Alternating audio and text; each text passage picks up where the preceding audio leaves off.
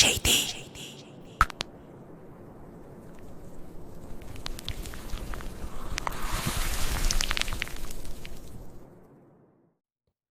Ang kwentong ito ay hango sa totoong buhay. Mula ito sa isa nating kabayan na itago na lamang natin sa pangalang Eris. Walang eksaktong taon, probinsya ng Antique. Palaging nakikitang gumagala sa daan. May pasan na mahabang bagay na nakabalot sa tela. Hindi naman mukhang pulubi. Maayos ang pananamit. Ngunit madalas na natutulog sa bangketa o hindi naman kaya sa ilalim ng malaking puno. Para sa mga tao, normal na tanawin lang ang lalaking iyon. Pero para kay Eris, na isang baguhang antingero, batid ang pagkakaiba nito sa karamihan. Halos araw-araw niyang nakikita ang lalaki at kung minsan nagsasanay pa ito sa plaza gamit ang mahabang tungkod na nakabalot sa itim na tela. Namamangha ang mga tao sa tuwing makikita nila ito. Kaya naghahagi sila ng pera sa pag-aakalang nagtatanghal ang lalaki bilang pagtanaw ng pasasalamat. Dinadampot ng lalaki ang mga barya, ngunit ipinamamahagi din ito sa bawat madadaanang pulubi. Naintriga ng husto si Eri sa pagkatao ng lalaking yun, ngunit wala siyang lakas ng loob na tanungin ito. Hanggang isang hapon habang pauwi, nakasalubong ng binata ang 4 na kalalakihan. Saktong naroon din ang lalaki na may hawak na tungkod, pero natutulog ito sa gilid ng kalsada. Mga pare, ano petsa ba ngayon? Sa pagkakatanda ko, sweldo ng mga tao ngayon Oo nga, Dagol eh. Tignan mo. Mukhang nandito ang biyaya oh. Uy, Aris, nasaan ang pera namin? May utang ka ba? Wika ni Dagul at ni Tano. Pwede ba, Dagul? Tigilan niyo ako. Saka, anong sinasabi niyong may utang ako? Nakalimutan mo na ba? Tuwing katapusan kailangan mong magbayad para makadaan dito. Nung nakaraan, sa kabilang kanto ka dumaan kaya hindi ka namin naabutan. Pero mukhang sinuwerte kami dahil natsyempohan ka namin. Wika ni Dagul. Hoy, wala akong utang sa inyo ha.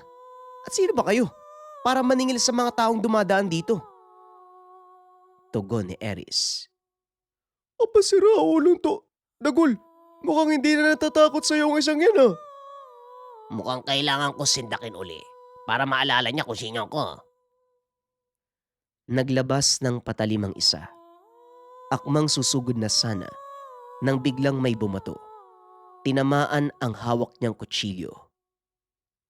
Anak ng tipaklong naman Natutulog yung tao dito Ang iingay nyo. Wika ng lalaki na nakaupo sa gilid ng daan. Ito yung lalaki na nakikita nilang nag-eensayo sa plaza. Uy, mukhang may gusto makisali Alam mo ikaw, umalis ka na lang. Kung ayaw mo masaktan. Masaktan. Ilang segundo pa lang ang nakakalipas. Matapos kong tanggalin sa kamay mo yung kutsilyo. Gamit lang ng maliit na bato ha. Dapat nga, nag-iisip ka kung itutuloy mo pa ba yan o hindi. Kasi mahina talaga ang kukute mo, kaya nandito ka pa rin, tinatakot ako. Yun lang. Matatakot ako? Baliw ka pala Bakit hindi ka tumayo nang masubukan natin? Sigurado ka? Oy, Ken Tatlo, may alam ba kayong ospital na malapit dito? Oo, meron. Diyan sa kabilang kanto. Bakit? Tumahimik ka nga, Tano. O ikaw, huwag ka mag-astang... Aray! Bitawan mo yung daliri ko. Baka mabali. Ang pinakaayoko sa lahat, yung dinuduro ako Wika nito, habang hawak-hawak ang daliri ni Dagul. Napapalo dito sa sakit, lalo pa nang tumayo na ang binata. Sumugod ang dalawang kasama nito, pero kaagad ding bumagsak. Nang bigwasan ng lalaki ang isa, at yung isa naman ay sumubsob sa putikan nang patiri nito ang paa. Nakatulala naman ang isa pang kasama habang hawak ang mahabang patpat. O ikaw, may barya ka ba dyan? Wika ni Simeon habang hawak pa rin ang kamay ni Dagul. Opo, meron po, ito po sa inyo na po yan. Wika ni Tano, sabay abot ng lahat ng barya sa kanyang bulsa. Bilan mo ng yelo yung dalawang yun, oh. At itong ulupong na to, dalin mo sa ospital para mapagamot yung braso. Napatingin si Tano kay Dagul na nooy namimilipit na sa sobrang sakit. Nakatulala lang si Eris, hindi makapaniwala sa ginawa ng lalaking yun. Matapos ang kaguluhan, nagakot ng gamit ang lalaki. Akmang aalis na sana ito, tinawag siya ni Eris. Kaibigan, maraming salamat ah. Ano palang pangalan mo? Huminto ang binata, pero hindi ito lumingon. Huwag ka magpasalamat sa akin. Kung akala mo niligtas kita, nagkakamali ka. Tinuruan ko lang ng leksyon ang mga taong yun. Halata namang natutunan nila sa mahirap na paraan yung tinuro mo eh. Pero salamat pa rin ha.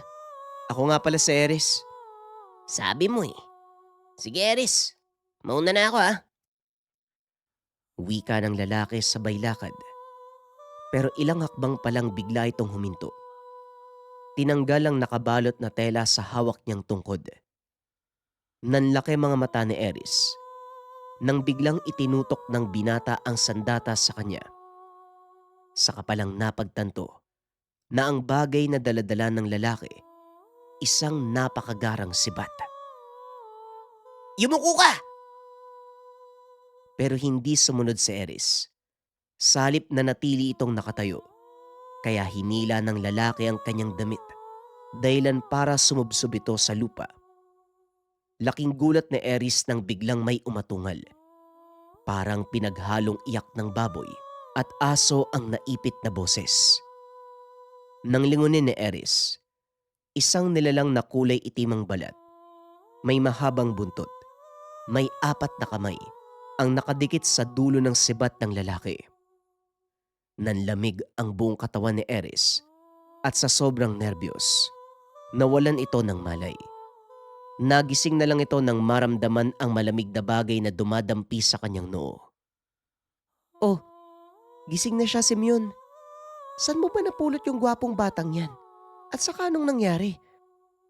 Sinabi ko na kanina Ate Loida. Nakita niya ang talim ng sibat ko.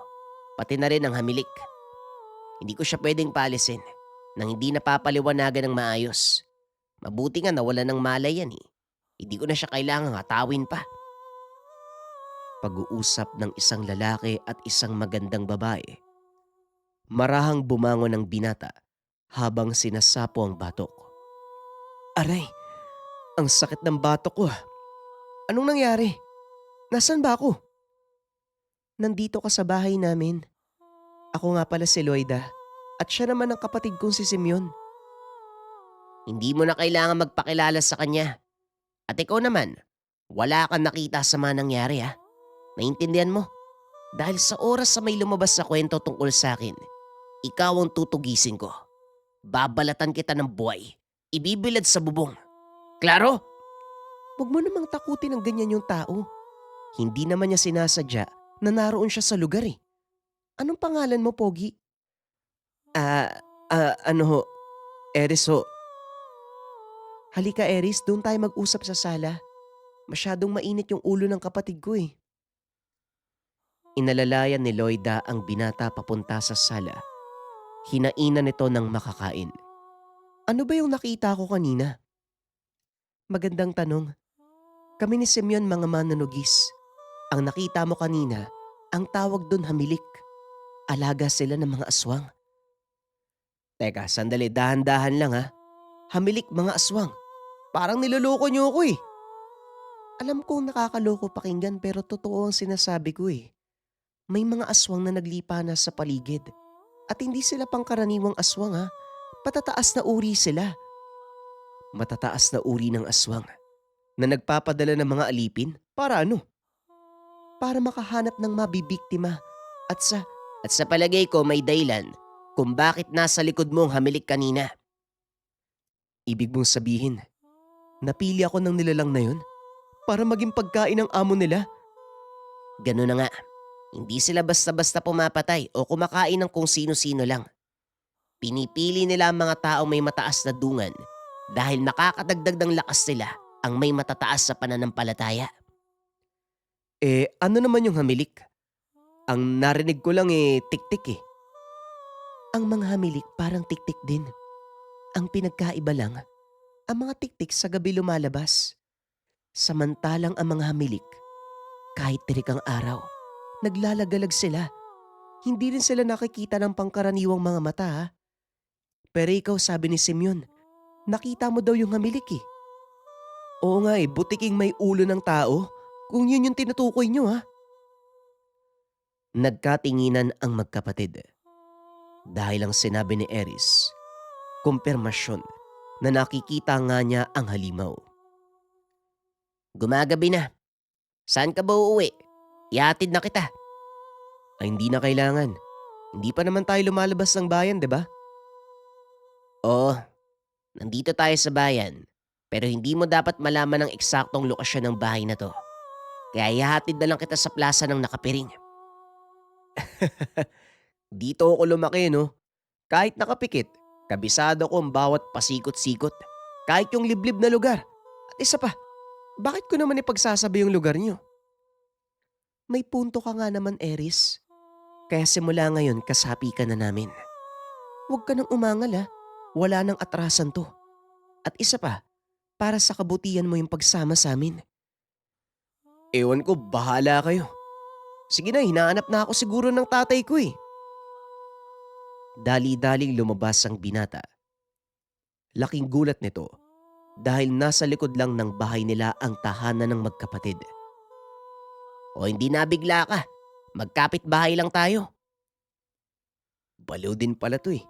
Bakit hindi mo na lang ako inuwi sa amin? Tara, ihatid ka na namin. Napakamot na lang ng ulo si Eris dahil sa ginawa ng magkapatid. Naglakad ang mga ito hanggang sa mismong bakura ng binata. O Eris, Oida, Simeon, nandito pala kayo. Anong meron? Gulat na gulat ang binata dahil kilala nito ang magkapatid. Ayos ah. Ako lang ba yung hindi nakakakilala sa inyo? Ang totoo, kakalipat lang din namin sa bahay na yan. At si Mang Isko ang tumulong sa amin para pumayag yung may-ari. Mabuti naman at nakilala niyo ang anak ko. Yan si Eris eh. Nga pala, nakapagluto na ako. Dito na kayo maghapunan. May paksiw na tilapia po ba? Naamoy ko po kasi. Meron. Halika, pumasok muna kayo.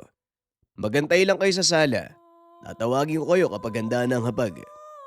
Atay, tulungan ko na po kayo. Hindi na. Asikasuhin mo na lang ang mga bisita mo. Tumuloy na si Mang Isko sa kusina para maghain. Samantalang naiwan naman ng tatlo. Kinuha ni Eris ang pagkakataon upang tanungin ang dalawa. Alam ba ni tata yung tungkol sa ginawa niyo? Hindi. Ang pagpapakilala namin sa tatay mo, mga mag-aaral. Kaya hanggat maaari, wag daw wag mong babanggitin ang kahit ano sa mga nakita mo ha. Huwag kayo mag-alala. Wala makakaalam nun. Ilang sandali pa tinawag na sila ng Mang Isko. At habang kumakain, nakikipagtawanan pa ang magkapatid. Pinakikiramdaman ni Eris ang mga ito. Wala naman siyang napansin na hindi maganda. Nang matapos ang hapunan, agad silang nagpaalam. Maraming salamat po sa hapunan, Manong Isko. Napakasarap ng paksiw na tilapia. Naku, walang anuman. Kung gusto nyo, dito na kayo maghapunan tuwing gabi. Wala namang kaso sa akin eh. Dalawa lang kami ni Eris. Oo nga pala, nasan ho ang asawa niyo? Wala sila dito. Sa bukid sila nakatira eh. Tanging kami lang ni Eris ang naiwan dahil sa trabaho. Ganun po ba? O siya, sige po muna na po kami ha. Salamat po ulit sa pagkain. Eris, mag-iingat ka palagi ha. Maraming salamat. Kayo din. Nga pala, salamat Simeon. Walang anuman. Sige na, mauna na kami. Ang buong akala ni Eris, yun na ang huling beses na makikita niya na makipaglaban si Simeon.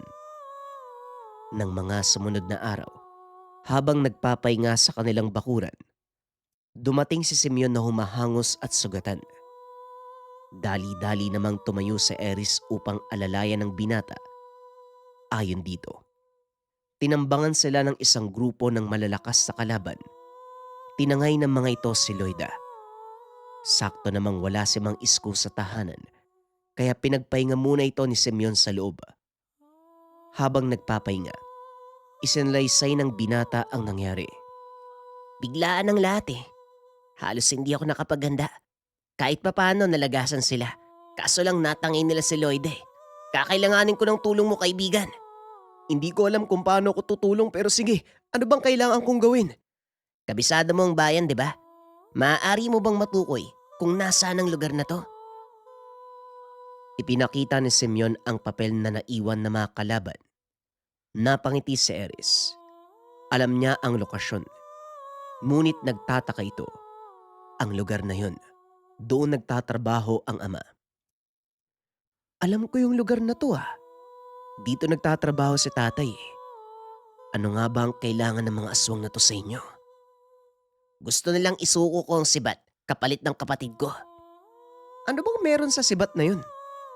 Ang dulo ng sibat na gamit ko, isang makapangyarihang sandata. Kinakatakutan ito ng mga aswang, pero nagbibigay din ito ng kakaibang lakas sa tao o nilalang na may hawak. Saan ba nanggaling yung sibat? Ang totoong nagmamay-ari ng sibat na yon, hari ng mga engkanto. Ang pangalan niya ay Ragon. Ibinigay niya ito sa aking ama na matalik niyang kaibigan. Pinamana ito ni tatay sa amin bago siya bumalik sa mundo ng mga engkanto para doon naman nirahan. Kung ganun, mahalaga pala yung sibat na yun, no? Bakit mo isusuko sa mga aswang? Mas mahalaga pa din ang buhay ng kapatid ko. Makasarili kong papakinggan pero hindi ko ipagpapalit si Loida sa kahit anong bagay.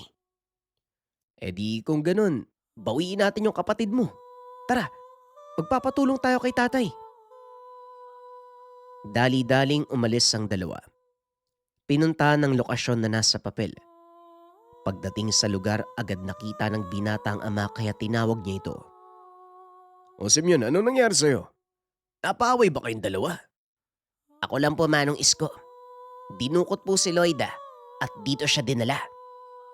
Ano sinabi mo? Dito dinala sa bodega?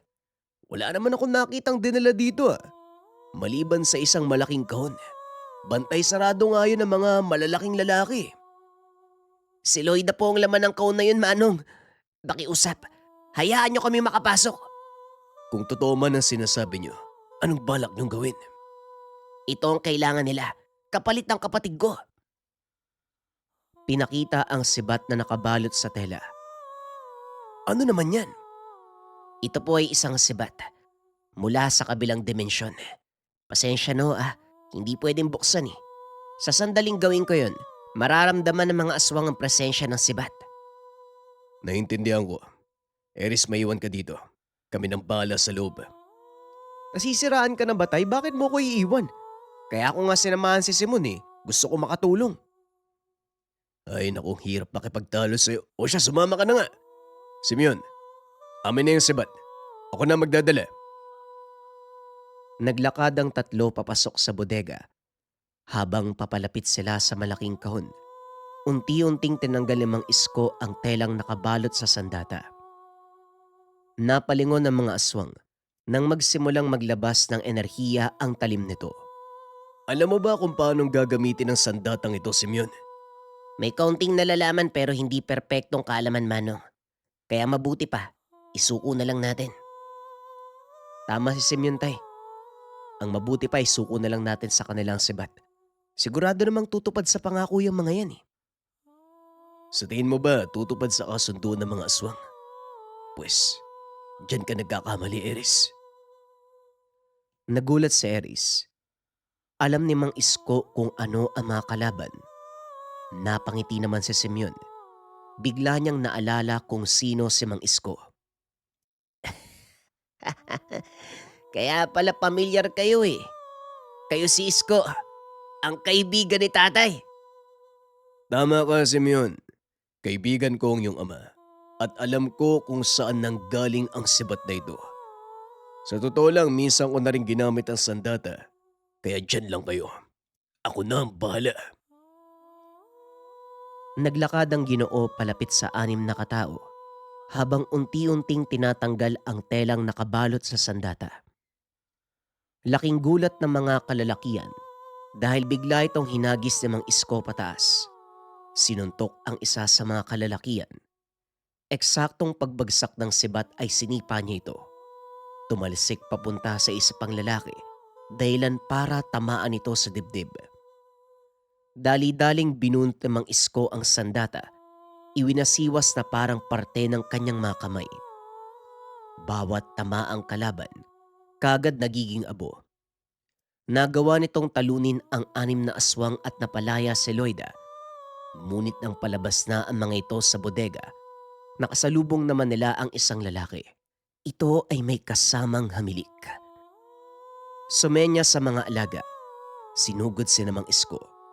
Itinulak naman ng Ginoo ang anak palayo upang hindi madamay sa laban. Hinarap ng 3 ang mga nilalang. Nagawa itong talunin. Namanga si Eris ay pinakitang lakas si Loida. Hindi nito lubos maisip na may ganong uri ng babae.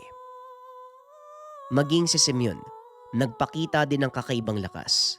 Nang pag-umpugi ng 2 hamilik, sabay binalian ng leeg. Samantalang si Mang Isko naman ay pinagtutuhog ang mga nilalang. Hinagis sa malayo.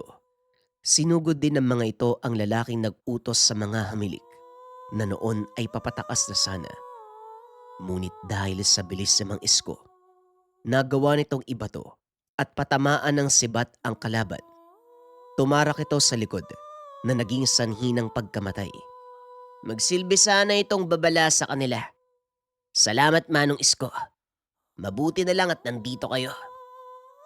Wala nga naman. Magkaibigan kami ng iyong ama. Ilang beses niya nang niligtas ang buhay ko noon. Maraming salamat pa rin po sa tulong. Naku, wala yan, Edo. Ingatan mo yan. Dahil hindi biro ang pinagdaanan ni Haring Ragon, malikha lang ang sandatang yan. Matapos ang kaganapan, agad nang umalis ang 3 sa lugar. Nakatulala pa rin si Eris. Hindi ito makapaniwala na isang antingero ang kanyang ama at meron pang kaibigan na malakas na general. Nagpatuloy sa ginagawa sina Simeon at sa pagkakataong yun, kasama na si Eris at Mang Isko, ang isang antingero na mahusay sa paggamit ng sibat. Ang kwentong ito ay hango sa totoong buhay. Mula ito sa isa nating kabayan na itago na lamang natin sa pangalang Jesse, taong 1993, probinsya ng Leyte. Hindi maiwasan ang pagtataka, lalo na kung dayo sa isang lugar. Kagaya ni Jesse, binata mula sa Maynila, nagpunta ng Leyte upang magpagamot sa isang albularyo. Ang ina na nagdurusa ng barang ang ipapagamot. Buwan ang lumipas, pero wala pa ring pagbabago sa kalagayan ng ina. Ilang ospital ang pinuntahan, ilang doktor ang sumuri, subalit wala ni isa ang nakapagbigay ng tamang lunas. Malaking halaga na rin ang ginastos para sa medisina na lalong nagpalala ng sitwasyon. Nang bumisita ang kaibigan ng ina, ito ang nakapagsabi ng barang. Ito rin mismo ang nagbungkahi na ipagamot sa albularyo. Nagbigay ng pangalan at lugar. Eto sila ngayon. Nagtatanong kung saan matutunton ang nagngangalang Tiborcio. May pagdadalawang isip sa pagdating. May mga nagsabi sa kanila na ang hinahanap na matanda hindi madaling kasundo, na kung minsan hindi tinatapos ang panggagamot kapag nakasagutan ang kaanak ng pasyente o ang mismong pasyente. Binalaan na anuman ang sabihin nito, piliin na sundin kaysa sagot-sagutin. May pagkakataon na binigyan ng sumpa ang pasyente dahil sa hindi pagkakaunawaan. Imbis na tulungan, tinuluyan. Tinawagan ni Jessie ang kaibigan ng ina. Kinumpirma kung tama ba ang pagkakalarawan sa matanda na pinagtanungan. Ayon dito, tama ang lahat ng impormasyon, kaya bahagyang nag-alala si Jessie. Ugali kasi ng nakakatandang kapatid na kasama ngayon ang mag-usisa. Hindi titigil hanggat hindi nalilinawan. Ate Pem, makikiusap ako sa'yo ha. Pwede bang manahimik ka na lang mamaya? Isarado mo yung bibig mo kapag karap na natin yung albularyo. Kilala pa naman kita. Tutuloy na lang tayo kasi ang layo ng biniyahe natin kung aatras lang din ha. Isa ba? Isa-isip mo na para kay nanay ang ginagawa natin.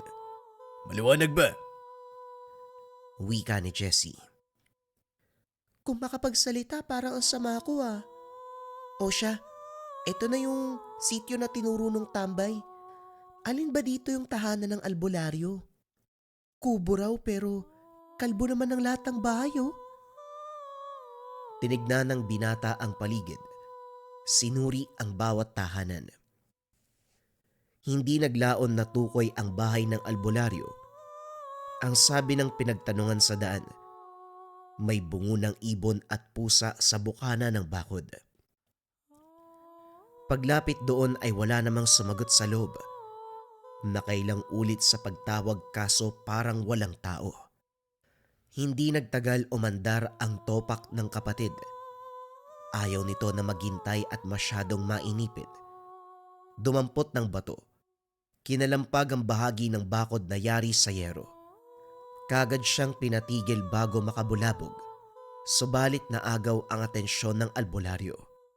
Malakas at buong boses ang nagpatigil sa magkapatid. Maging ang ina na nakaidlip ay nagising. Lumabas mula sa kubo ang isang matanda. Magulo ang mahabang buhok. Gayon din ang bigote na kulay puti. Matagal nang tahimik ang lugar na ito, pero pinulabog ng mga dayo. Ano bang sadya niyo? Kailangan niyo pang kalampagin yung yero. Napakaingay!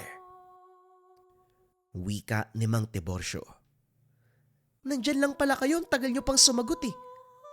Pero magpapagamot po kami. Nabarang po kasi yung nanay ko eh. Hindi ko gusto ang tabas ng dila mo, iha. Sino ka ba sa inaakala mo? Ayusin mo ang tono ng pananalita kapag matanda ang kausap mo. Sinita ni Jessie ang kapatid na inirapan ang matanda. Ang binata na lamang ang nakipag-usap. Magandang araw po sa inyo. Kayo po ba si Mang Tiborcio? May nakapagturo po kasi sa amin na mahusay kayo pagdating sa paggagamot ng barang. Etong nanay namin, biktima ho kasi siya eh. Nagbabaka sakali lang na matulungan nyo. Ang pangalan ko po ay Jessie, itong ate ko si Pam. Magkapatid kayo. Baka ampon yung babae. Ang bait mo eh. Halata sa boses at galaw. Samantalang yung isa, parang pinagli sa rebulto ng mga demonyo. Yung nanay mo, tama. Biktima ng barang. Mamanarangan ang uri ng sumpa. At iilan sa laman ng nanay mo ay bulok na. Konti na lang din ang oras niya. Kaya mainam siguro na magpaalam na lamang kayo. Kunot noong tumitig si Jessie sa albularyo. Hindi malaman kung sinadya ba ang pagkasabi o nagbibiro. Nang makitang seryoso ito, napabuntong hininga na lamang. Manong, hindi ganyang klase ng tulong ang pinunta namin dito. Sabihin nyo na lang po kung matutulungan nyo kami o hindi. Alis naman po kami kung ayaw nyo eh. Tumitig ang albularyo sa ina na nakasakay sa wheelchair. Hindi naglaon. Maluwag na binuksan ng pintuan para imbitahan sila sa pagpasok. Walang paglagyan ng tuwa ng binata. Naglalaro sa isipan ang ideya na gagaling ang ina. Tahimik na pinapanood ang pagsuri ng albularyo. Naganda ito ng batya na binuhusan ng dinurog na bagay ang tubig. Binabad ang bimpo at pinatong sa noo. Nagsindi ng insenso. Tinusok ang daliri. Kinuhaan ng kaunting dugo. Pagkatapos ay nagsimulang sumambit ng mga kataga. Kinapa nito ang bahagi ng katawan na nagkulay lila. Bilog na animoy tanda ng bugbog. Bagyang umaray ang pasyente. Nang diinan ay may lumabas na uod. Bawat parte ay meron. Isa-isang inalis. Dito napansin ni Jessie na unti-unting nakakahinga ang ina. Sadyang kakaiba ang mamanarangan. Maliit na uod ang ginamit pero kayang bulukin ang laman ng tao. Sasabihin ko na lang para alam ninyo, maalis ko ang barang pero ang pagkabulok ng parte, hindi maibabalik sa normal. Hindi ako sa lamangkero na sa isang salita, mapapalitan ng bago ang luma. Ano? Ang sabi nila mahusay ka tapos ganyan? Anong klaseng albularyo ka ba? Etong demonyeta na to, yung dela mo masyadong matabil. Kakasabi ko lang na maaalis ang sumpa ng barang, pero ang pagbabalik ng normal sa napinsalang laman ay hindi. Ulitin ko para malinaw, pag-alis ng barang lang ang magagawa ko. Nagkakaintindihan ba tayo? Manong kung sakali mang maalis ang barang, gagamutin niyo naman si nanay, di ba? Para maghilom yung mga laman. Ganyan. Mas mabuti pang ikaw lang yung magsasalita kaysa sa kapatid mong demonyeta. Ay nako. Aba syempre naman gagamutin ko ang kondisyon ng nanay mo. Mababawasan ang pagdurusa. Papagaanin ko ang pakiramdam niya. Inalis mo yung barang. Puro daldal tapos mamaya. Nasa katawan pa ng nanay namin yung sumpa. Sumenya si Mang Tiborcio na patahimikin ang nakakatandang kapatid. Sinita naman ni Jessie. Sa kabila ng sinabi ng albularyo, kahit papano nakahinga ang binata. Sa pagkakataong ito ay may maaasahan siya. Matapos ang gamutan, pinagpahinga ni Mang Tiborcio ang ina. Sila ay binigyan ng unan at banig. Itinuro ang bakanteng pwesto ng sala. Hindi na rin nakapagreklamo dahil wala nang pagpipilian. Sa unang gabi na pagsilong sa bahay, hindi makatulog ang magkapatid. Hindi naman sa namamahay, sadyang may kakaiba sa paligid. Tinanong ni Jessie ang kapatid kung naririnig ba ang may hinang ungol, ang nangangamoy sunog na buhok, ang pabalik-balik na pagdaan ng anino sa pagitan ng maliit na siwang sa kawayan na dingding. Kung bubong ang pag-uusapan, para bang nahawi ang pawid. Sinulya pa ng binata ang kwartong kinalalagyan ni Mang Tiborcio. Mahimbing ang tulog nito. Sa kabila naman ay ang ina.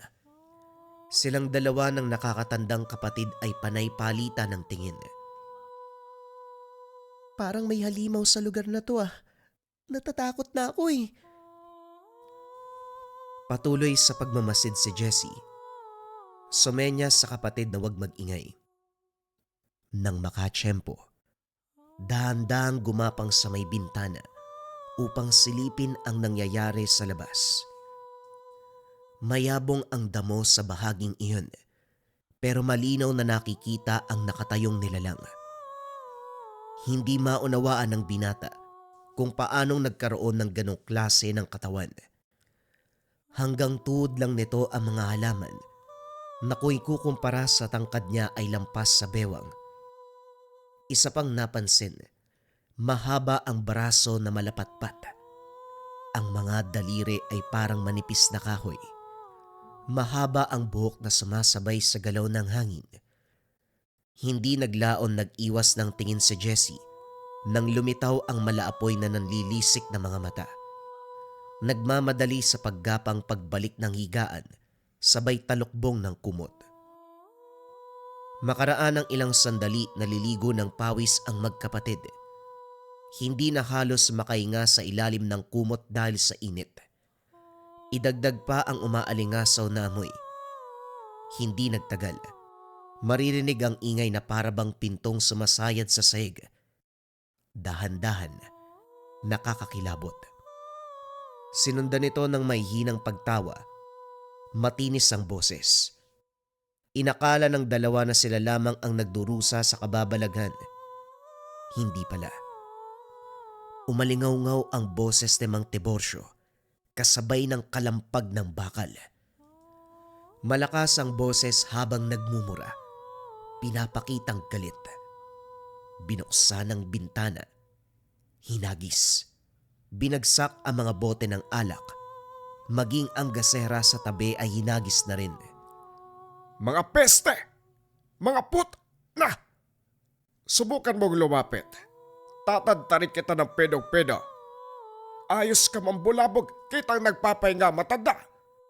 Sige, lumapit ka nang magkasubukan tayo.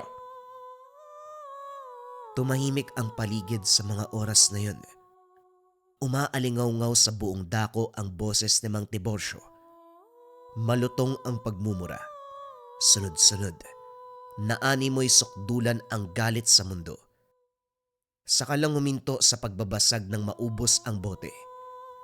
Makaraan ng ilang sandali, napansin ni Jessie na unti-unting nawawala ang presensya ng nilalang. Tumigil na rin si Mang Tiborcio. Hinihingal na napaupo. Ayos ang pakulo mo, Manong ah. Ang lutong pang magmura. Malamang, kahit naman dito sa loob ng bahay may aswang. Ikaw yon. Ano gusto mong gawin ko? Nag-iisip ka ba? Imbitahan ko dito sa loob. Ay nako, kayo naman, walang magagawa ang pananahimik nyo. Minsan yan ang magiging dahilan ng pagkamatay nyo. Kapag may napapansin na ganon, murahin nyo kaagad. Sabihin nyo, kilala nyo, kahit hindi nyo alam ang pangalan. Pakitaan ng tapang, dahil kahit papano, matatakot din yung mga aswang. Ano bang malay namin sa aswang-aswang? Wala namang ganyan sa lugar namin. Kaya ayoko magpatuloy ng dayo dito eh. Lalo na kapag galing syudad. Mga mangmang. Manong, maraming salamat po sa inyo ha. Kung hindi dahil sa'yo, parang hindi kami lulubayan ng aswang eh. O siya. Bumalik na nga kayo sa pagtulog. Titignan ko uli ang nanay nyo. Baka may pumuslit na nila lang eh. Huwag kayo mag-alala pero hindi na babalik ang aswang. Nakampante ang magkapatid. Gumaan ang loob kay Mang Tiborcio. Kahit masama ang sinasabi ng mga taga-sityo sa kanya, iba ang nararamdaman nila sa matanda. Nagtiwala ang magkapatid. Kinabukasan nagising sila nang magkamalay ang ina. Maayos nang nakakapagsalita. Nagagawa pang iunat ang katawan. Magaan ang pakiramdam. Kumpara noong nagdurusa na hindi halos babangon sa higaan. Nakakapaglakad na rin ito. Pero hindi muna pinapakilos ni Mang Tiborcio dahil baka mabinat at mabigla ang katawan. Nang hinalungkat ni Jessie ang pinagbihisang pantalon para kuhain ng pitaka, natigilan dahil wala na ito. Nagtataka dahil butas ang bulsa. Saktong mauhulog ang laman. Dito naalala ang siksikang pagbaba ng sakayan. Puro lalaki ang lumapit. Nadukutan. Nahihiyang humarap kay Mang Tiborcio. Manong, magkano po pala ang ibabayad namin? Pasensya na po kayo ha. Mukhang may kaunting problema. Nawawala yung pitaka ko eh. Natawa si Mang Tiborcio. Ang sabi ay hindi siya nagpapabayad. Ang sa kanya lang, makatulong sa nangangailangan. Kaso nga lang para sa binata at sa ina nito, nakakahiya kung aalis na walang iaabot. Ano naman ang ibabayad nyo? Nawala nga ang pitaka, hindi ba? Huwag nyo nang alalahanin. Hindi naman ako naniningil eh. Ano bang iniisip nyo? Ibabalik ang sumpa kapag wala kayong binayad. Hindi yan mangyayari. Hindi ako ganyan tao, huwag niyong isipin yan. Masyado kasi kayong naniniwala sa mga sabi-sabi ng taga-sityo. Ayos lang ako. Tumutulong ako ng walang hinihiling na kapalit Pagsisilbi ko ito bilang albularyo. Tungkulin ko yan. Pero Manong, nakakahiyaho kasi. Ginawa niyo ang lahat para alisin ang sumpa sa akin. Tapos hanggang pagpapasalamat na lang ang maibabalik namin. Huwag ho kayo mag-alala. Gagawa kami ng paraan para kahit papano makatulong. Mariing tumanggi si Mang Tiborcio pero ang ina ang makulit. Ayaw umalis ng tahanan na hindi nakakapagbayad. Sumakto naman na anihan sa susunod na linggo kung kaya't ito ang naisip na paraan. Tutulong sa paggapas ng mais at iba pang produktong sakahan ng matanda. Wala nang nagawa ang albularyo kung hindi pumayag. Sa pamamalagi sa tahanan ng matanda, napatunayan na sa kabilang banda, mali ang pagkilala ng mga tao dito. Nariyan ang kagaspangan ng ugali pero hindi makakaila ang kabutihan ng loob. Nasaksihan ni Jessie ang malasakit ito sa kapwa, lalo na kapag may pasyenteng isasalba. Lingid sa kalaman ng karamihan kung ano ang kayang gawin ng nasa larangan para lang sa pasyente. Hindi lang karunungan ang binubuwis, kundi maging ang buhay. Isa sa nakakamanghang bagay kay Mang Tiborcio ang hindi pagkapagod. Halos isahang buhat ang sako-sako ng inaning mais. Nagsisimula ng madaling araw, gabi na natatapos, ni hindi napansin na pinagpapawisan. Ayusin niyo naman yung hawak ng solo. Madudulas ako niyan eh. Wika ni Mang Tiborcio para maalis ang tingin ng binata. Pasensya na ho kayo. Hindi ka ba napapagod? Buong araw ka po nagtatrabaho sa Bukirin. Gabi na akong umuwi tapos ngayon didiretso naman sa susunod na gagawin. Hindi niyo ba alam yung salitang pahinga? Nasanay na ako sa ganitong buhay. Ganito na simula pagkabata hanggang tumanda. Sanay na ang katawan ko. Ikaw magpahinga ka na. Mamaya na ho siguro, kaya pa naman eh. Nga ho pala, sino-sinong may-ari ng mga bahay sa paligid? Ilang araw na kami dito pero wala akong napansin na may ibang tao. Tahanan ng mga kapatid ko. Sumakabilang buhay na eh. Ako ang bunso kaya ako na lang ang natirang buhay. 80 taon na rin ako. Malapit na rin sumunod sa kanila. Nagulat ang binata dahil tama ang hula niya sa edad. Namangha dahil sa kabila ng edad nito. Hindi gaanong kulubot ang balat. Hindi tugma ang pisikal na anyo. Nagpatuloy sa trabaho. Tinulungan si Mang Tiborcio sa pagbabalat ng mga mais. Hindi na malayan ang oras. Napagtanto na lang ang pagtilaok ng mga manok. Tumigil sandali para magpakulo ng tubig. Habang nagkakape, nasa labas ng bintana ang tingin ni Jessie. Hindi naglaon. Nagulat ng masipat ang nilalang sa matayog na puno ng nyog. Tao. Babae. Umaakyat sa puno ng pabaliktad ang katawan. Yung bang nauuna ang paa, nasa hulihan ng ulo. Kinilabutan ng binata kung kaya't lumingon sa kanilalagyan ni Mang Tiborcio.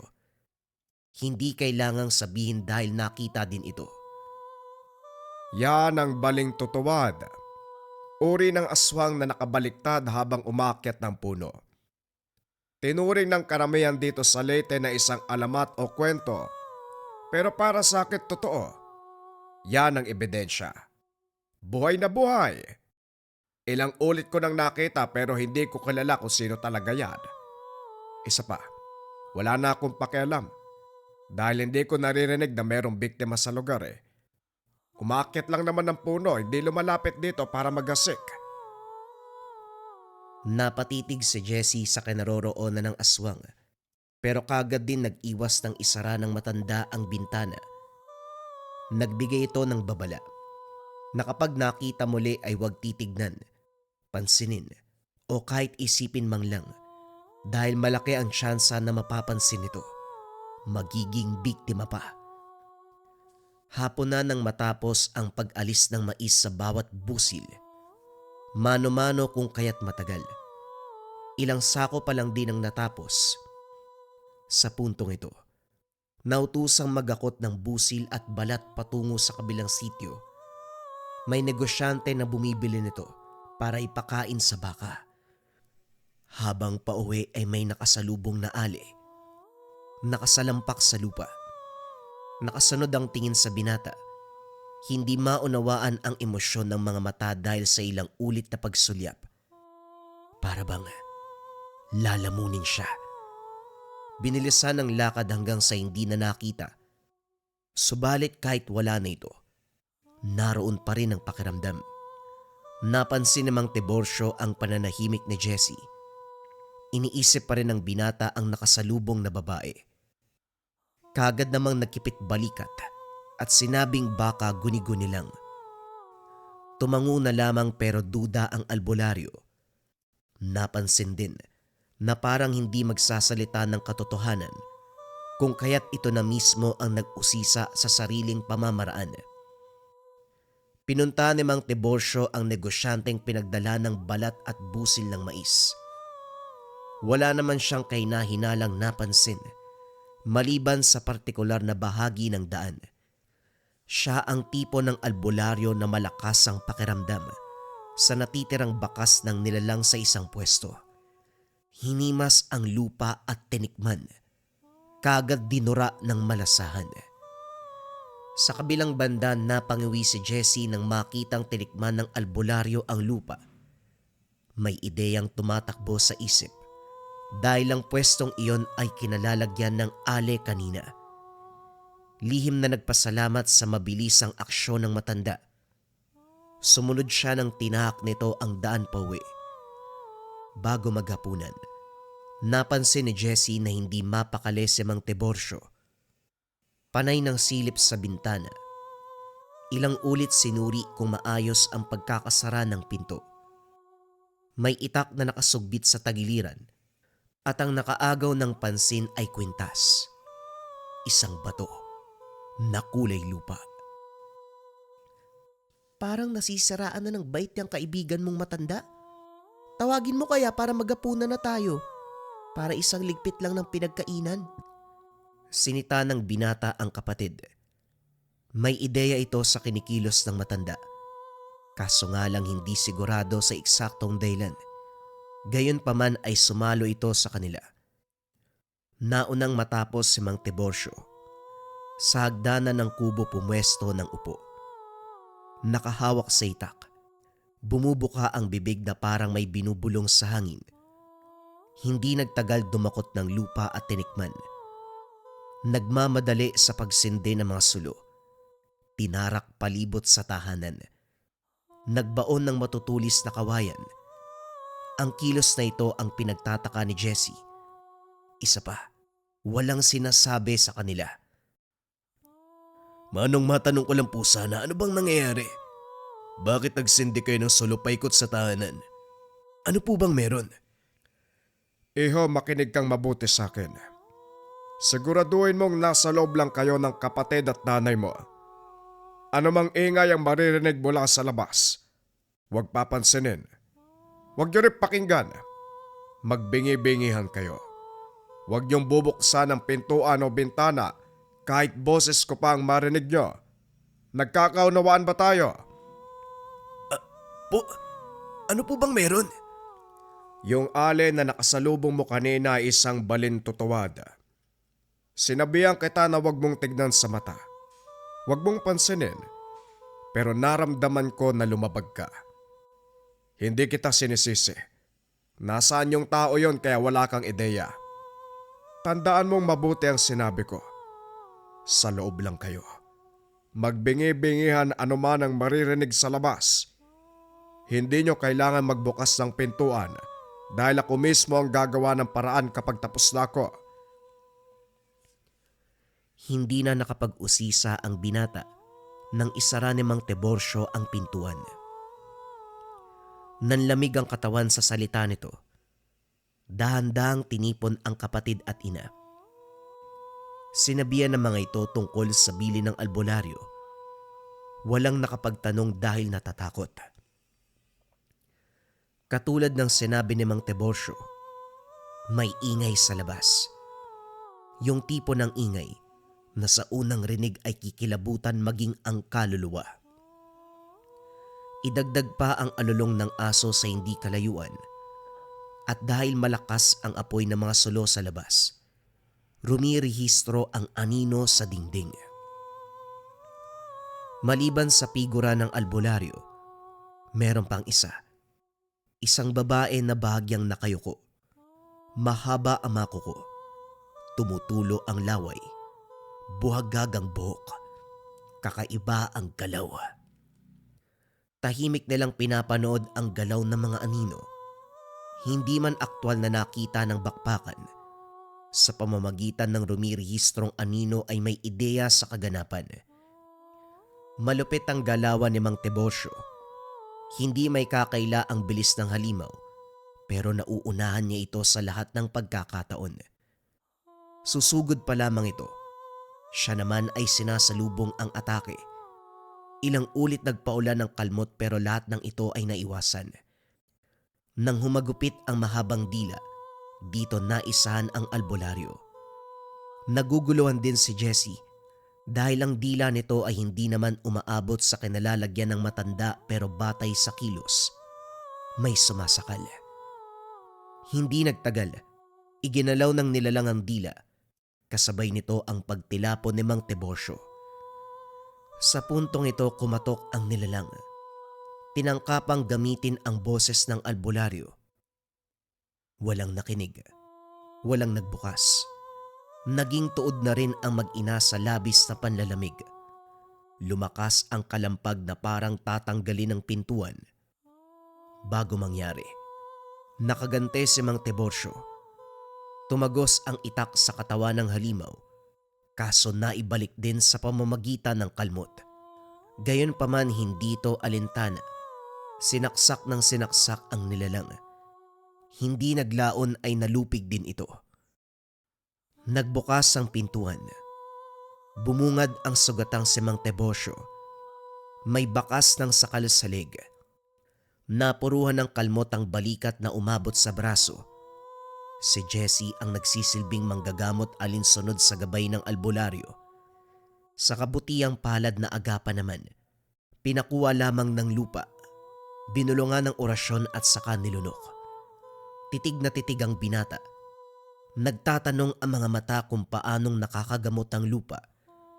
Nang mahimasmasan si Mang Tebosyo, pinagtapat ang bisa nito. Mausisa na mga mata.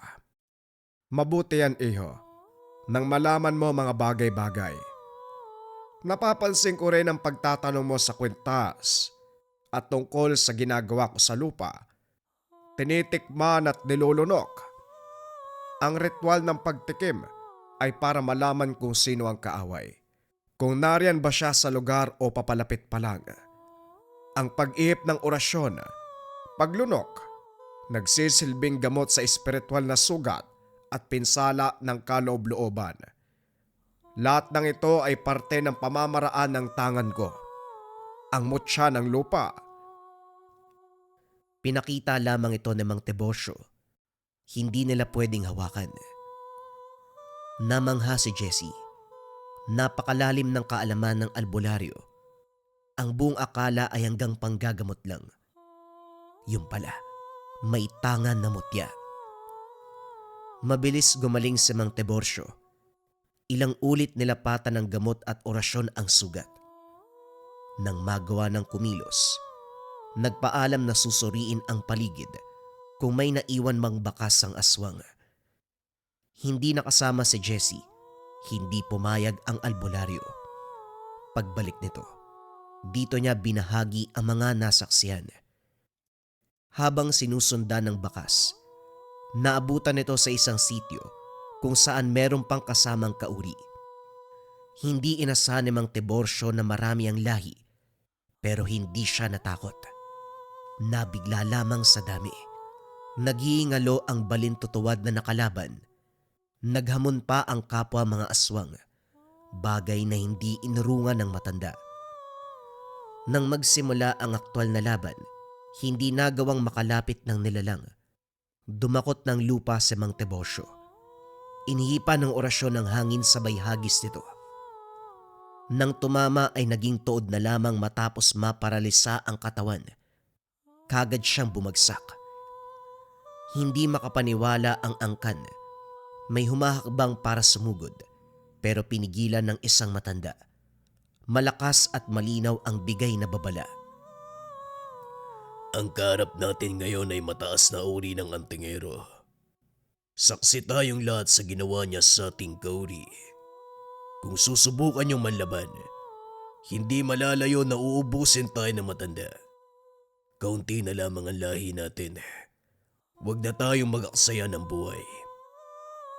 Antingero, ipagpatawad mo ang aming ginawa. Wala siyang ideya. Ako na mismo makikiusap. Umalis ka na sa lugar at mananahimik kami. Matapos ang kasunduan, nilisan ni Mang Tiborcio ang lugar. Inantay na lang din na mag-ina na matapos ang pag-aani ng mga pananim. Ang tulong ang magsisilbing bayad sa paggagamot kay Nanay Lena. Ilang araw ang lumipas bago umalis sa poder ni Mang Tiborcio. Ito na rin mismo ang umako sa gastusin pabalik ng Maynila. Bago ang biyahe, naglapat ng orasyon ang albularyo sa bawat isa. Layon na maiwan sa lugar ang anumang kababalagan na naranasan. Naging epekto dahil pagbalik ng tahanan, tila ba galing lang sa bakasyon. Naaalala na ginamot ang ina, pero naging malabo ang tungkol sa balintutuwad. Ang humaplos sa puso ng binata, ang pasekretong paglagay ng kakarampot na lupa sa bawat bulsa na isinuot nila noong pauwi. Hindi inasahan na ganong kabuti si Mang Tiborcio. Sinisigurado na makakarating silang ligtas sa anumang banta ng panganib. Bilang alaala at tanda ng albularyo, itinago ni Jessie ang lupa. Sa napapansin ng binata, habang tumatagal, ito ang nagbibigay ng gabay, lalong-lalo na kaligtasan. Patuloy ang kanilang swerte at magandang kalusugan sa buhay. Ito ay dahil sa ibinigay ng isang batikang albularyo, ang isang napakalakas na tangan na mas kilala sa katawagan na mutya ng lupa.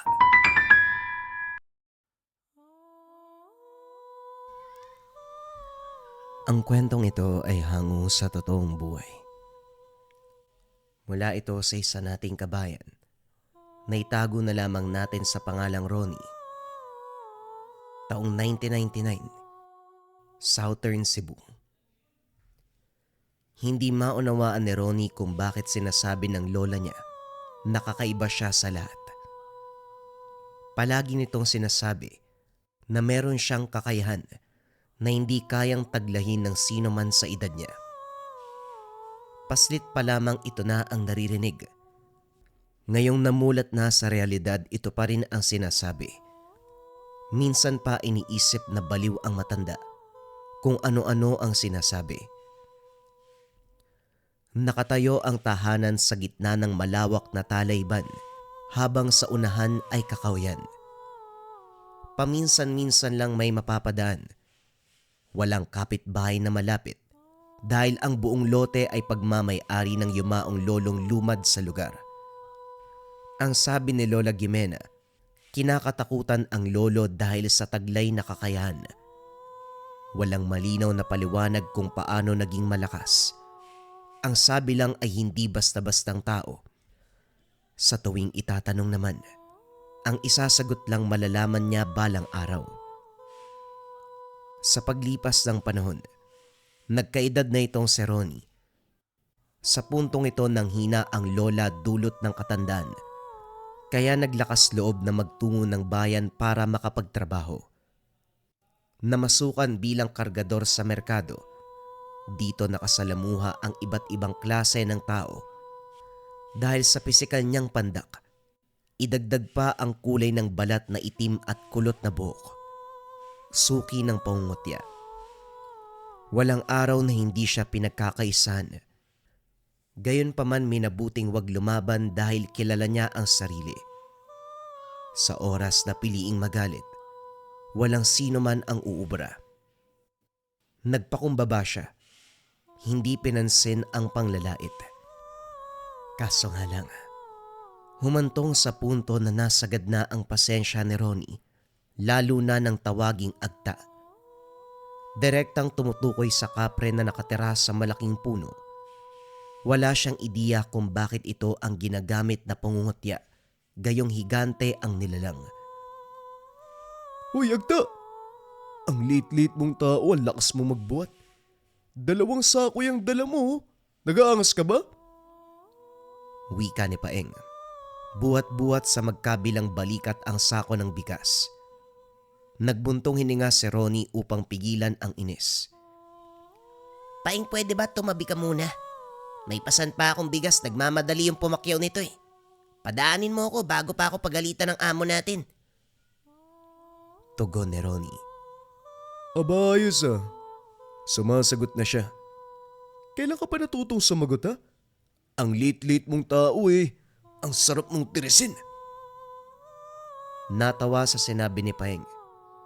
Hinampas-sampas nito ang ulo ni Ronnie hanggang sa bumagsak ang buhat ng mga sako. Nagtawanan ang ibang kasama na nakakita. Umalingaw-ngaw ang mga boses nito sa pandinig ng binata. Pinakalma muna ang sarili, pero sa sandaling hindi na kayang magpigil, pinakita ni Ronnie kung sino siya. Ang maliit na kamao ay dumapo sa mukha ni Paeng. Isang suntok lang sapat na para tumilapon ng ilang metro. Laglag ang panga ng mga kasama. Hindi inasahan na ganun siya kalakas. Dali-dali silang lumayo nang umakbang ang binata.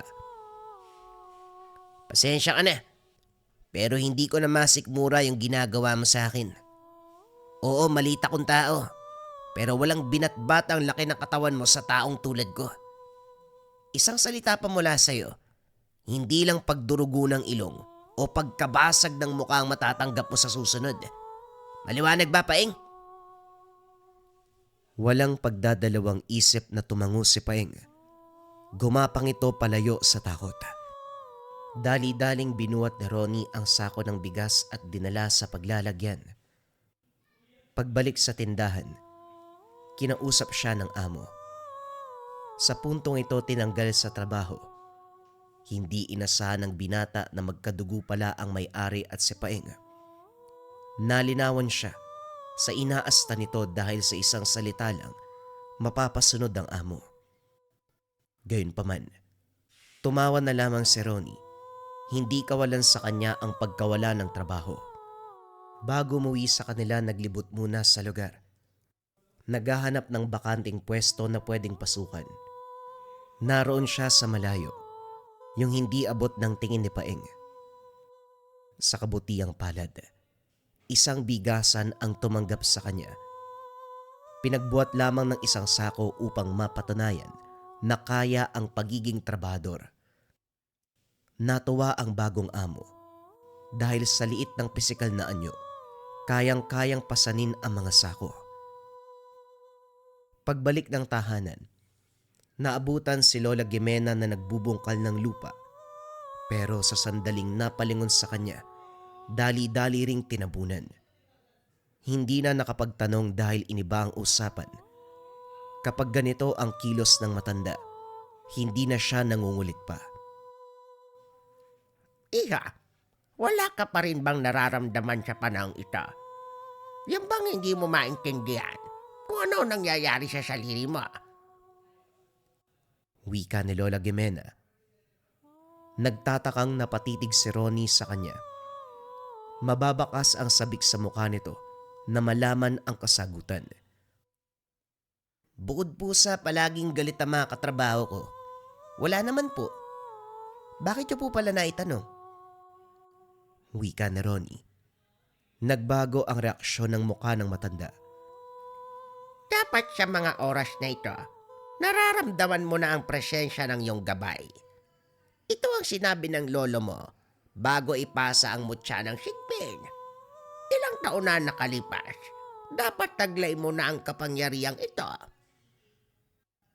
Kinapa ni Ronnie ang bewang na may nakataling kaperasong buto.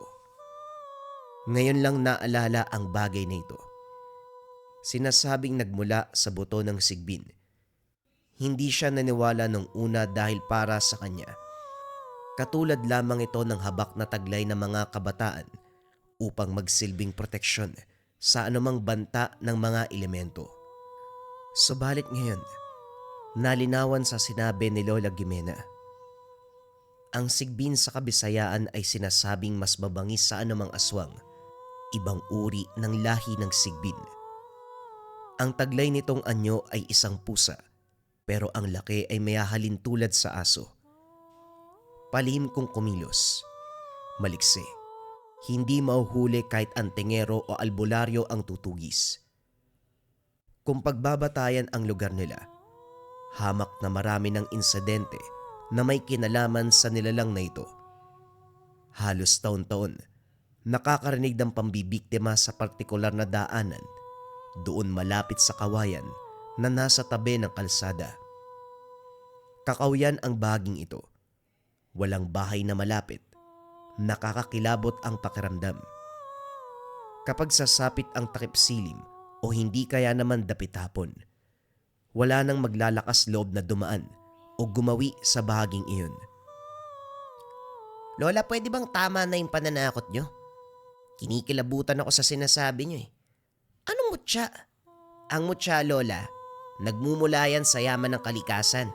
Katulad ng kidlat, kulog, basta kalikasan, ngipin ng kalabaw at kung ano-ano pa. Hindi yan sa sinasabi mong aswang. Mutya nga, hindi ba? Mutya na kukontra sa isang nilalang. Tapos sasabihin nyo, mula sa nilalang na Lola. Parang hahaba ang usapan natin ngayon kung ano-ano na yung sinasabi mo eh. Hindi mo rin naiintindihan ang tangan mo, Ronnie. Pero hindi bali na. Hindi naman kailangang ipaliwanag sa'yo dahil ang panahon mismo ang magmumulat. O siya, tapos na tayo sa usapin, magpahinga ka na. Sinunda ng tingin ng matanda. Bumalik ito sa talayban at nagbungkal. Hindi niya ito inistorbo dahil baka magalit at siya ang pagbalingan. Nagbubungkal pa rin ng lupa kahit sumapit na ang dilim. Hindi maunawaan ni Ronnie ang kilos na ito. Nakailang tawag na siya para sapunan, pero nagbingi-bingihan si Lola Gimena. Nang wala pa ring pagtugon, lumapit siya at laking gulat sa nakita. May bangkay.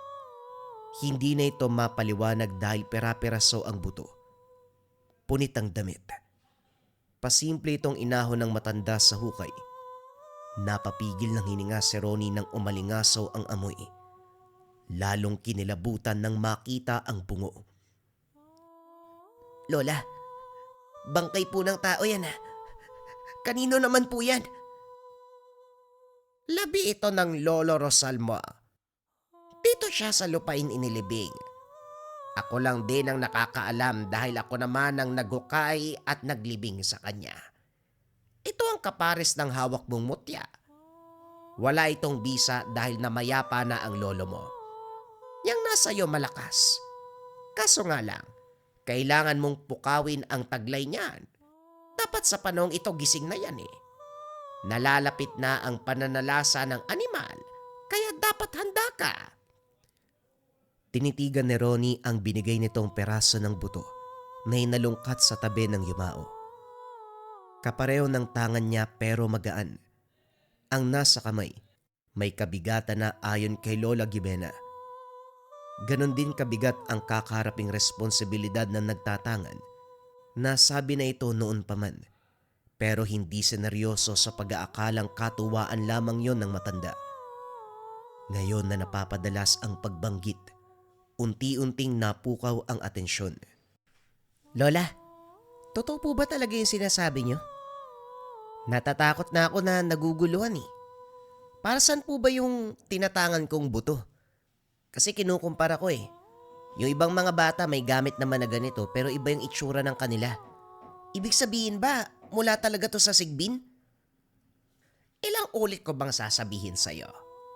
Ang gamit na tinatangan mo ay iba kumpara sa iba. Pero ang bisa niya ay para protektahan ng iyong sarili. Labanan din ang paparating na mga panganib.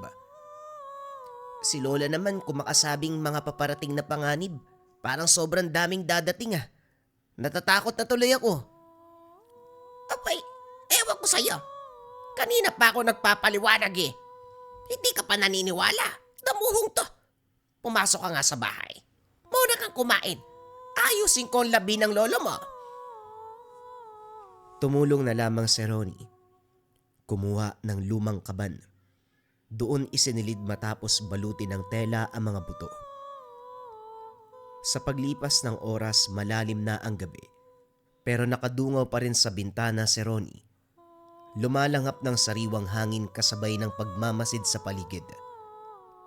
Mahaba ang tubo ng mga talahib. Aabot sa balikat ng tao. Habang tanaw, napansin ng binata ang kusang paggalaw ng iilang parte.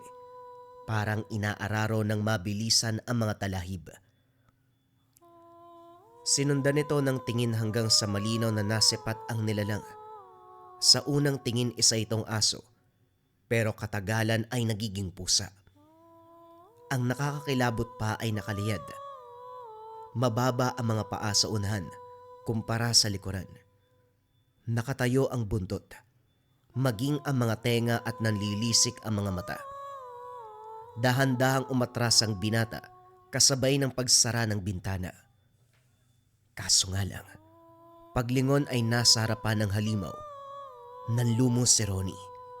Nanginginig na tumitig sa nilalang. Naibulong pa ang pangalan nito. Sigbin. Isang kurap, mas lalong tumapat sa harapan niya. Ilang dangkal ang layo sa isa't isa. Inaamoy siya nito. Napapikit na lamang nang maramdaman ang kakaibang kilabot sa balat. Matigas ang balahibo na parang alambre. May amoy na sobrang tindi, hindi na halos makahinga. Ilang sandali pa, nakaramdam na lamang na merong naglalabas-masok na buhok sa ilong at bibig. Isa-isang hinila pero lalong dumami. Naging mas mabangis ang itsura ng sigbin. Ibinuka ang bibig na lumaki ng lumaki. Akma na sana siyang lalamunin nang lumabas sa kabilang silid si Lola Gimena. Tumatawa ito. Sinasabayan pa ng palakpak. Ang hindi maintindihan ni Ronnie, ang simpleng pagtapik ng matanda sa nilalang. Naging maamo ito. Pumwesto sa tabi. Sa wakas, nagawa mo ng gisingin ang gabay mo, apo. At dahil narito na siya, ang kulang na lamang ay ang bisa ng mutya. Saka lang magiging aktibo kapag handa na ang katawan mo. Huwag kang mag-alala. Ang mutya ang magpapasya kung kailan ka magiging handa. Malalaman mo ang hudyat kapag meron kang naramdaman o naamoy na aswang. Pero syempre, hindi kabilang ang gabay mo. Teka, yung halimaw na yan yung gabay ko. Lola, kademonyoan to. Paano ako nagkaroon ng aswang? Mataas ang paggalang at pagtiwala ko sa pinaniniwalaan ko. Bakit sigbin? Wika ni Ronnie. Ilang ulit pinoproseso sa isipan ang kaganapan, subalit hindi pa rin maunawaan ng punto. Isang kaltok ang ginawad ni Lola Gimena. Hindi ka talaga marunong umintindi, ano? Ang hina ng utak mo. Hay nako, mabuti pa siguro. Hayaan mong ang sigbin na lamang ang magpaliwanag. Walang nagawa si Ronnie nang iwan siya ng matanda. Nagsara ito ng silid. Hinayaan siya sa presensya ng sigbin. Nakipagtitigan. Nagmamadaling umiwas dahil kinikilabutan. Sa kabutihang palad na unawaan ng nilalang ang nararamdaman niya. Kusa itong umalis. Pasimpleng naglakad patungo sa pinto at tumagos. Nang mawala na sa paningin, saka lang nakahinga ang binata. Dahil dito, magdamag na gising. Maagang pumasok sa bagong trabaho, sinalubong kagad ng utos. Sako-sako ang bubuhatin patungo sa kabilang bodega. Sira ang sasakyan, kung kaya't mano-mano ang pagbubuhat. Naging madali kay Ronnie ang gawain dahil ang natural na lakas ay tila nadagdagan. Hindi niya alam kung paanong nangyari pero kayang-kayang buhatin ang 5 sako. Ilang metro pa ang lalakarin ni hindi man lang nakaramdam ng pagod. Halos siya na ang gumawa ng lahat dahil ang mga kasama hinihingal matapos magbuhat ng 1 sako. Pinuri siya ng lahat. Sa trabahong ito nakaramdam na tanggap siya ng bawat kasama. Grabe ang angas mo ah. Ang liit mo pero panghigante ang lakas. Paano mo nagawa yun? Yari ba sa bakal yung buto mo? Naku, parang tatanggalin na tayo, Obet ah. Wala na tayong silbi. Kayang buhatin ni Ronnie mag-isa yung lahat, oh. Ang lakas mo, pare. Sana ganyan din ako kalupit. Wika na mga kasama, si Obet at Noli. Pumuri din ng iba, pero ang dalawang ito ang madalas nakausap. Nagkataon lang siguro nung namahagi ng lakas ang ama. Dilat yung mata ko kaya nasa loko lahat. Nagtawanan na lamang sila, pero napawi ang ngiti ng masipat-sipayng. Sumenyas ito. Gusto siyang palapitin. Dinala sa hindi mataong lugar. Nang makita ang iilang sunod-sunuran nito, alam na ang patutunguan. Sa bigasan ka pa talaga ni Mang Karding na masukan. Malas mo. Paano ba yan? Nakababatang kapatid yan ng lolo ko. Kapag sinabi kong tatanggalin ka, wala ka na namang trabaho. Gusto mo ba yun? Masyado ka kasing nagpapakitang gilas eh. Dumapo ang kamao ni Paeng sa tiyan niya. Kaso nga lang, nagtaka si Ronnie dahil hindi siya nakaramdam ng sakit. Hinamon pa ang binata na suntukin siya. Sumuntok naman ito. Ilang ulit niyang ginawa. Nauna pa siyang mapilayan kaysa masaktan si Ronnie. Dahil dito, sumugod na ang mga tauhan. Hinayaan niya naman na umatake. Natawa na lamang dahil walang epekto ang ginagawa ng mga ito. Nang makatsyempo siya naman ang gumanti. Pinuruhan ang lahat upang magtanda. Wala ni isang nakatayo pagkatapos. Nagmamadali na rin sa pag-alis bago may makakita. Oras nang makauwi si Ronnie, kinagabihan sa dami ng trabaho. Bayad naman ang bawat oras kung kaya't hindi lugi. Kaso nga lang, nang makarating sa bahagi ng kawayanan, nagdadalawang isip na tumuloy. Dito ang madalas na babalitaan na may umaataking nilalang. Marami na ang nakapagsabi. Maging ang mga kasamahan sa trabaho. May pinapakita pang galos ang iba. Kamot ulong tumingin sa paligid. Madilim. Punong-puno ng kawayan ang maaaninag. Hindi nagtagal kinilabutan ng umalingasaw ang amoy. Idagdag pa ang malakas na presensya. Mula sa unahan, napansin ng binata ang pares ng mga mata. Dahan-dahan itong lumapit sa kanyang gawi. Hindi naglaon na sa harapan na ang sigbin. Hindi ito katulad ng nagpakilalang gabay. Sumagi sa isipan na baka ito ang aswang na umatake sa lugar. Unti-unting umaatras pero sumugod ito. Laking gulat ng binata sa paglitaw ng gabay na sigbin. Ito ang nakipaglaban sa nilalang. Matapos masunggaban humandusay na lamang. Wakwak ang tiyan. Halos mapugot ang ulo sa laki ng kagat sa leeg. Dito nasaksihan ang proseso ng kamatayan. Unti-unting tumigas ang katawan pagkatapos ay dahan-dahang naglaho. Nasundan na lang din ng tingin ang gabay na naunang umalis. Siya naman sa kabilang banda. Nagmamadali na sa pag-uwi. Pagdating sa tahanan, nasipat si Lola Gimena sa hindi kalayuan. May kinakausap ito sa gitna ng talahiban. Kaso nga lang, wala siyang makita maliban dito. Kumbaga sa paningin niya hangin lamang ang naroon. Lumapit para mausisa. Kaso biglang huminto ang usapan. Lumingon ang matanda sa kanya. Kinaladkad pabalik ng tahanan at pinagalitan. Ronnie, Sa lahat ng aswang na pwede mong patayin, yung alaga pa talaga ni Manang Lorena. Ngayon nagising na ang gabay mong Sigbin. Susunod yon kapag nasa panganib ka. Kaso nga lang, yung alaga talaga ni Manang Lorena ang nauna. Lola, wala naman akong ginawa eh. Umatake yung Sigbin, dumepensa lang ako. Alangan naman sabihan ko yung gabay ko na wag niyang patayin. Huli na nang mapagtanto ko eh. Kung tutuusin parang sariling pagpapasya niya yung ginawa niya. Kailangan mong kausapin ang gabay mo, Apo. Sa oras ng panganib dapat merong komunikasyon sa inyong dalawa.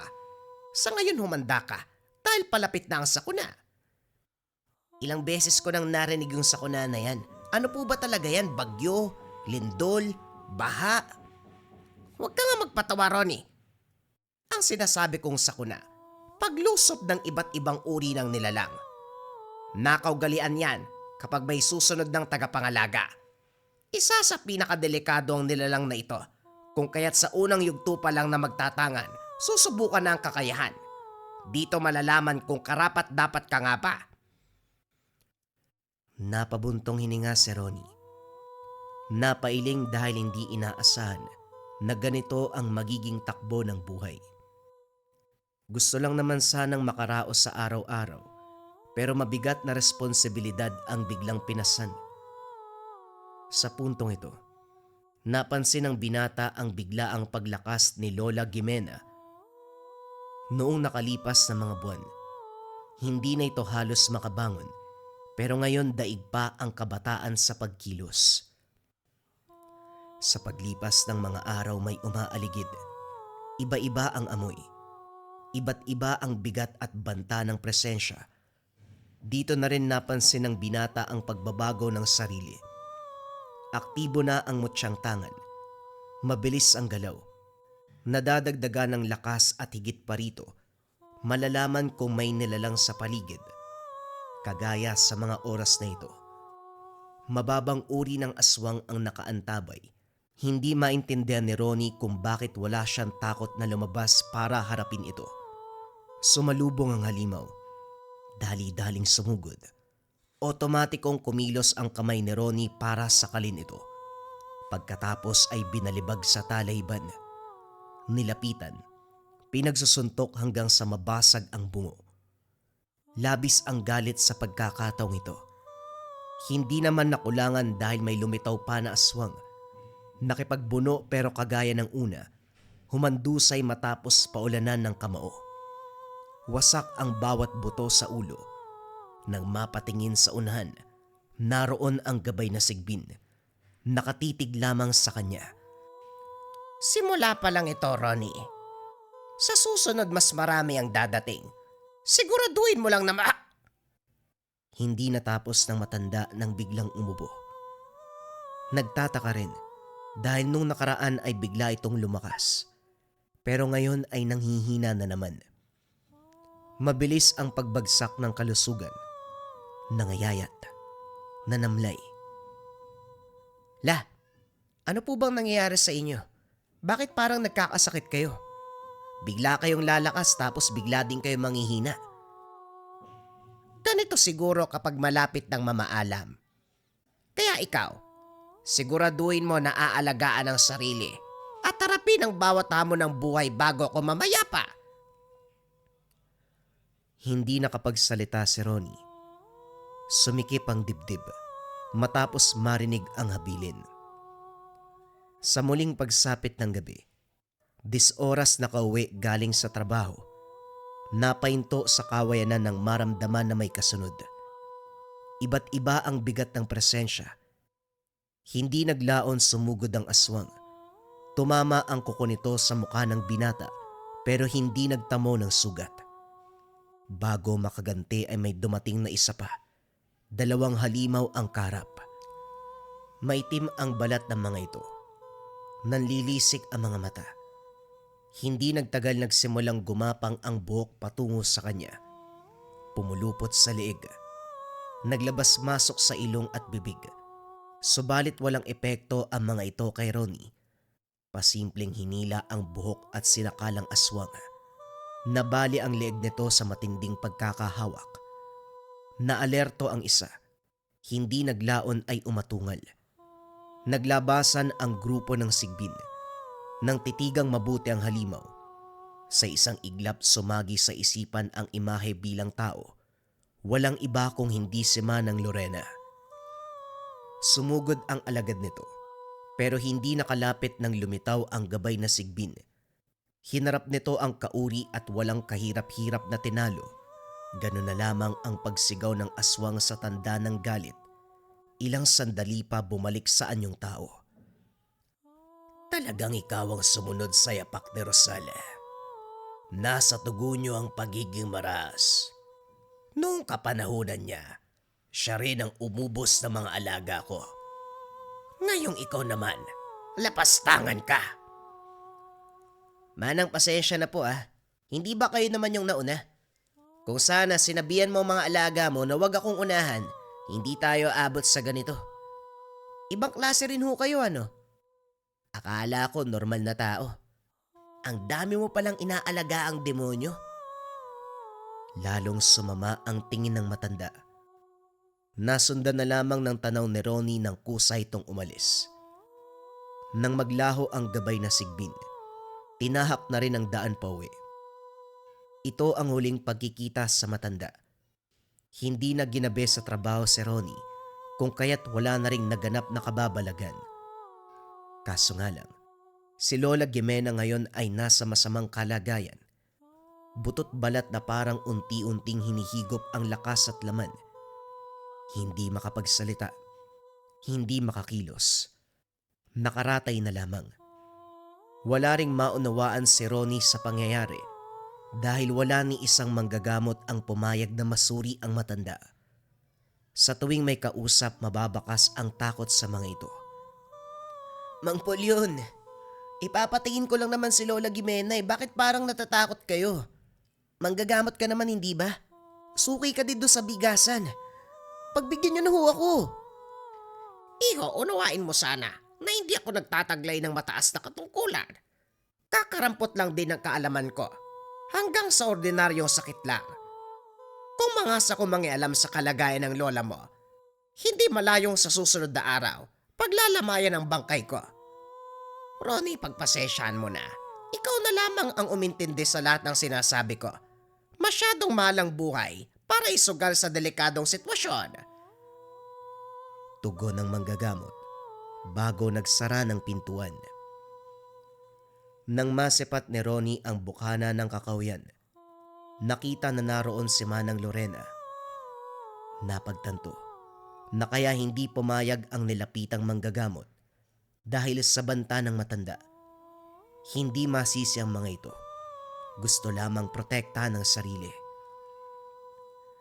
May pagkakataon na pupuntahan ng binata ang tahanan ni Manang Lorena, kaso nga lang palaging wala. Ang sabi ng kapitbahay, hindi na umuuwi ang matanda. Marami daw itong pagmamay-aring lupain at may kubo sa bawat lote. Inisa-isa. Sa pagbabakasakaling matatagpuan pero bigong mahanap. Hanggang sa sumapit ang araw na namayapa si Lola Gimena, ganun na lamang ang galit dahil sa inuwa ng binata. Ang matandang halimaw ang nasa likod ng kamatayan. Taon nang lumipas, muling nagkaharap ang dalawa. Hindi na halos makilala ang pisikal na anyo ni Manang Lorena dahil lapnos ang balat. Nadaanan sa kawayanan kasama ang huling alagang sigbin. Sa kilos nito ay siya ang inaabangan. Buhay ka pa pala, Manang. Saan ka ba nagtago? Ang tagal nung huli tayong nagkita. Walang sagot mula sa matanda. Inihanda na lamang ni Ronnie ang sarili nang bigla nang umatake ang sigbin. Sa puntong ito siya mismo ang nakipaglaban. Hindi tinawag ang gabay upang patunayan ang kakayahan. Mabilis ang galaw ng aswang. Hindi masundan ng tingin sa biglaang paglaho. Bawat lingon, nasa iba't ibang direksyon. Subalit ang mutya ang dumidikta sa oras na ito. Nang sumugod ang nilalang, lumingon ang binata sabay sakal. Nang mawakan, hindi na pinakawalan. Umalingaw-ngaw ang daing nito. Makikita rin sa mukha ng matanda ang pagkabahala. Nakiusap pa sa kanya. Wag! Wag gagabay ko pakawalan mo siya. Ititigil ko ang paghihiganti. Nang malaman na gabay ito ng matanda, lalong ginanahan si Ronnie na wakasan ang buhay. Sa pagkakaalala sa minsang kwento ni Lola Gemena, sa oras na mamatay ang gabay na nilalang, sasapitin din ito ng ginagabayan. Walang pagdadalawang isip. Hinugot ang mutya ng sigbin. Ito mismo ang tinarak sa limaw. Tinamaan sa puso. Pagkatapos ng pag-angil, sumigaw din ang matanda. Naramdaman nito ang paghihirap ng sariling gabay. Sinaksak ni Ronnie hanggang sa bumulagta. Naunang nalagutan ng sigbin. Patas na tayo ngayon, Manang. Pinatay mo ang lola ko. Katapusan mo na rin ngayon. Mainam na ang ganito para wala ng peste sa lugar. Dahil sa sigbin mo, marami ang namatay sa baging ito. Panahon na para magpahinga ka. Bilang pagtatapos ng buhay ni Manang Lorena, sinaksak niya ito. Nalagutan ng hininga ang matanda. Maya-maya pa lumapit ang gabay niyang sigbin. Ito mismo ang nagligpit sa bangkay ng matanda. Wala siyang ideya kung saan dinala dahil hinila ito patungo sa kakahuyan. Wala rin siyang balak alamin dahil sapat nang malaman tapos na ang suliranin. Ito na ang huling engkwentro ni Ronnie dahil nang maigante ang lola. Lumipat siya sa ibang lugar kung saan madalang mabalitaan ang mga nilalang. Sa bagong bahay, nakaramdam ng pagmamahal at pagtangkilik sa mga tao. Sa halip na kutyain, idinaan ng binata sa pagpapamalas ng lakas sa pagbubuhat, kaayusan sa partikular na gawain, kung kaya't puro papuri at bilib ang natatanggap. Gayunpaman, tangan pa rin ang mutya ng sigbin, pero bihira lamang gamitin. Dahil muli, wala ng aswang na nagagawi sa lugar. Kung meron man, hindi magtatagal dahil sa lakas ng presensya ng gamit. Kapag napapansin ng halimaw, ito na mismo ang kusang iiwas. Masalimuot man ang karanasan ni Ronnie, nawalan man siya ng minamahal sa buhay. Buong puso niya pa ring tinanggap ang gamit dahil ito ang kanyang kapalaran. Mabigyan ng lakas, makatulong kung kinakailangan, gamit ang kapangyarihan ng mutya ng sigbin.